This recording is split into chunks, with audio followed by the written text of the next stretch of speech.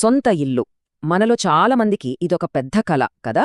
ఆ కలను నిజం చేసుకోవడానికి ప్రభుత్వం ఒక మంచి అవకాశమిస్తోంది. అదే ప్రధానమంత్రి ఆవాస్ యోజన, ఇప్పుడు కొత్తగా పీఎంఏ 2.0. ఇదేదో ఊరికే వచ్చే స్కీమ్ కాదు, మన ఇంటి కలను దగ్గర చేసే ఒక ఆర్థిక సహాయం. అసలు ఈ స్కీమేంటి, దీనివల్ల మనకు లాభమేంటి, అన్ని వివరంగా చూద్దాం.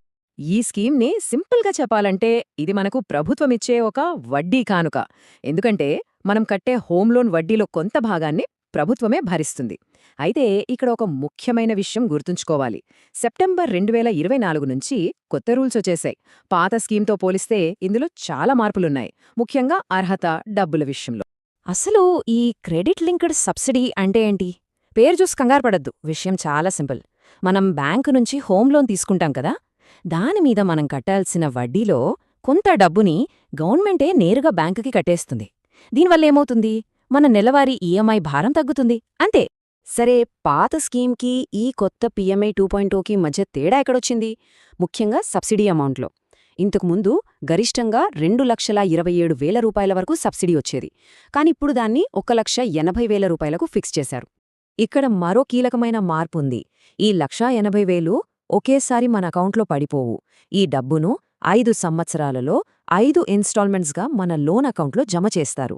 ఇది చాలా ముఖ్యం. డబ్బు ఒకేసారి రాదు అనే క్లారిటీ మనకుండాలి. ఈ టేబుల్ చూస్తే మనకు ఒక క్లియర్ పిక్చర్ వస్తుంది. చూడండి, ప్రతి ఏటా 36,000 జమ అవుతున్న కొద్దీ వంశీ అప్పు క్రమంగా తగ్గుతూ వస్తుంది. అసలు తగ్గుతోందంటే దానర్థమేంటి? దానిపై మనం కట్టే వడ్డీ కూడా తగ్గుతుంది. ఫైనల్గా లోన్ అనుకున్న టైం కన్నా ముందే తీరిపోతుంది. ఏంటి, ఏడాదికి 36,000నా? ఇదేమంత పెద్ద హెల్ప్ అని అనుకోవచ్చు. కాని ఇక్కడే ఉంది అసలు ట్విస్ట్. చిన్న మొత్తమే కదా అని అస్సలు తక్కువ అంచనా వేయొద్దు. అవును, ఇది నిజం. ప్రభుత్వం నుంచి మనకు 5 ఏళ్లలో డైరెక్ట్గా అందే మొత్తం 1,80,000 రూపాయలు. ఇది మనకు కనిపించే ప్రయోజనం. కానీ అస్సలు మ్యాజిక్ ఇక్కడుంది.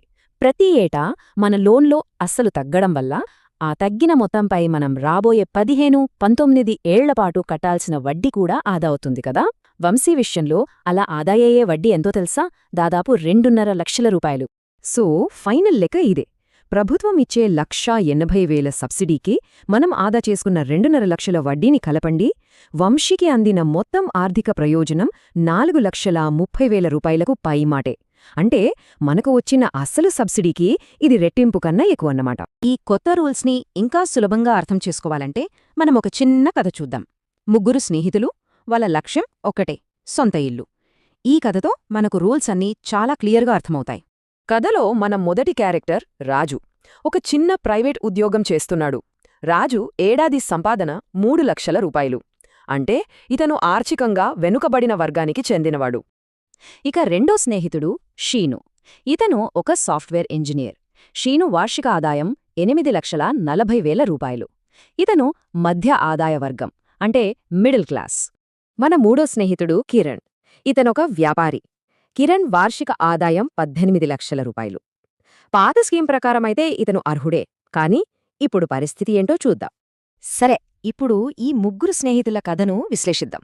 ఈ కొత్త పీఎంఏవై 2.0 రూల్స్ ప్రకారం ఈ 3లో ఎవరికి సబ్సిడీ వస్తుంది, ఎవరికి రాదు తెలుసుకుందాం. ముందుగా రాజు సంగతి చూద్దాం. అతని ఆదాయం 3 లక్షల లోపే. ఇండియాలో ఎక్కడా తన పేరు మీద పక్కా ఇల్లు లేదు. కొనే ఇంటి విలువ, తీసుకున్న లోన్ రెండూ కూడా లిమిట్లోనే ఉన్నాయి. సో రాజు 100కి 100% అర్హుడు. అతనికి 1,80,000 రూపాయల సబ్సిడీ ఖచ్చితంగా వస్తుంది. ఇప్పుడు షీను పరిస్థితికి వద్దాం. ఇక్కడే అసలు మేజర్ రూల్ చేంజ్ జరిగింది. పాత స్కీంలో మధ్య ఆదాయ వర్గం, అంటే ఎంఐజీ కేటగిరీకి సంవత్సర ఆదాయం 18 లక్షల వరకు ఉన్నా అర్హులే. కానీ పీఎంఐవై 2.0లో ఆ లిమిట్ని 6 లక్షల నుంచి 9 లక్షల రూపాయలకి తగ్గించేశారు. షీను వార్షిక ఆదాయం ఎంత? 8,40,000. కొత్త రూల్ ప్రకారం లిమిట్ 9 లక్షలు. అంటే షీను ఆదాయం ఆ లిమిట్ లోపే ఉంది. కాబట్టి షీను కూడా సబ్సిడీకి పూర్తిగా అర్హుడే. ఇది చాలామందికి గుడ్ న్యూస్. ఇక చివరిగా కిరణ్ విషయానికి వస్తే అతని ఆదాయం 18 లక్షల రూపాయలు. కొత్తగా పెట్టిన 9 లక్షల లిమిట్ కంటే ఇది చాలా ఎక్కువ. అందువల్ల కిరణ్ ఈ కొత్త పీఎంఏ 2.0 స్కీమ్ కింద అర్హుడు కాదు. సింపుల్గా చెప్పాలంటే నాట్ ఎలిజిబుల్. అర్హత ఉండి కూడా చాలామంది అప్లికేషన్స్ రిజెక్ట్ అవుతుంటాయి. ఎందుకంటే వాళ్లు తెలియక కొన్ని చిన్న చిన్న తప్పులు చేస్తుంటారు. ఆ తప్పులు ఏంటో మనం తెలుసుకుంటే జాగ్రత్త పడొచ్చు. ఈ పాయింట్స్ చాలా ముఖ్యం. ఎందుకంటే చిన్న పొరపాటు కూడా లక్షల రూపాయల సబ్సిడీని దూరం చేయొచ్చు. అవేంటో ఇప్పుడు చూద్దాం. జాగ్రత్తగా వినండి. ఇవే ఆ రిజెక్షన్ ట్రాప్స్.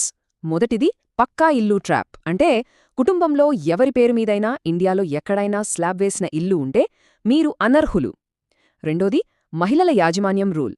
ముఖ్యంగా ఈడబ్ల్యూఎస్, ఎల్ఐజీ కేటగిరీల వారికి ఇంటి రిజిస్ట్రేషన్లో ఒక మహిళ పేరు యజమానిగా లేదా సహ యజమానిగా తప్పనిసరిగా ఉండాలి. ఇక మూడవది కొనే ఇంటి విలువ 35 లక్షలు దాటకూడదు. అలాగే కార్పెట్ ఏరియా 120 చదరపు మీటర్లు మించకూడదు. సరే, అర్హతలన్నీ చూశాం, తప్పులు కూడా తెలుసుకున్నాం. మరి అప్లై చేయడమెలా? చాలామంది ఆన్లైన్లో వెతుకుతారు. కానీ ఈ ప్రాసెస్ మొత్తం మనం లోన్ తీసుకుంటున్న బ్యాంకు ద్వారానే జరుగుతుంది, వేరే ఎక్కడా కాదు. ప్రాసెస్ చాలా సింపుల్. బ్యాంక్లో హోమ్ లోన్ అప్లై చేసేటప్పుడే పిఎంఏ ఫామ్ అడగాలి. మీకు వేరే ఇల్లు లేదని ఒక సెల్ఫ్ డిక్లరేషన్ ఫామ్ మీద సైన్ చేయాలి. ఆ తర్వాత మీ అప్లికేషన్ను బ్యాంక్ వాళ్లే సెంట్రల్ ఏజెన్సీకి పంపుతారు. వాళ్ళు మీ వివరాలు చెక్ చేసి అంతా కరెక్ట్గా ఉంటే సబ్సిడీ మంజూరు చేస్తారు. మీ అప్లికేషన్ స్టేటస్ ఏంటో తెలుసుకోవడానికి ఎక్కడికి వెళ్లనవసరం లేదు. pmaulicip.gov.in అనే అఫీషియల్ వెబ్సైట్లోకి వెళ్లి మీ అప్లికేషన్ ఐడితో స్టేటస్ ఎప్పటికప్పుడు చెక్ చేసుకోవచ్చు. ఓకే, ఇప్పుడుదాకా మనం చాలా విషయాలు మాట్లాడుకున్నాం కదా. కన్ఫ్యూషన్ లేకుండా అన్ని ముఖ్యమైన పాయింట్స్ని ఒక్కసారి క్విక్గా రీక్యాప్ చేద్దాం. ఇది మీ ఫైనల్ చెక్ లిస్ట్ అనుకోండి. ఇదిగోండి PMA 2.0 స్నాప్షాట్. మీ వార్షిక ఆదాయం 9 లక్షల లోపు ఉండాలి. ఇంటి విలువ 35 లక్షలు మించకూడదు.